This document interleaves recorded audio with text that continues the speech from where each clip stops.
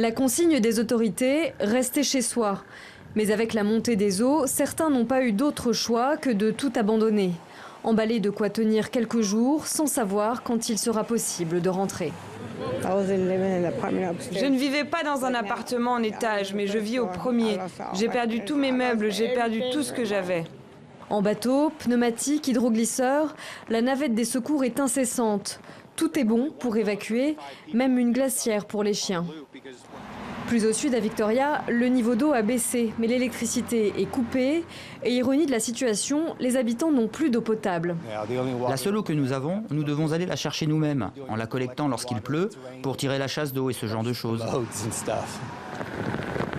En 24 heures, il est tombé plus de 60 cm de pluie dans la région de Houston.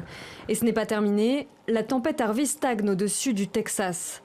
Selon les dernières prévisions, le cumul des précipitations pourrait s'élever à près d'1,30 m d'ici jeudi.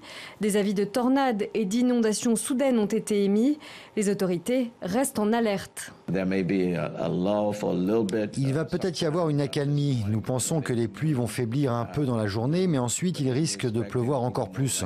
C'est juste le deuxième jour, donc nous anticipons le troisième et le quatrième jour. Le nombre d'abris va encore être augmenté. Suivant les directives d'évacuation, près de 2000 personnes ont déjà trouvé refuge dans 35 abris au Texas et en Louisiane. Donald Trump avait signé dès vendredi une déclaration de catastrophe naturelle, facilitant l'aide aux sinistrés.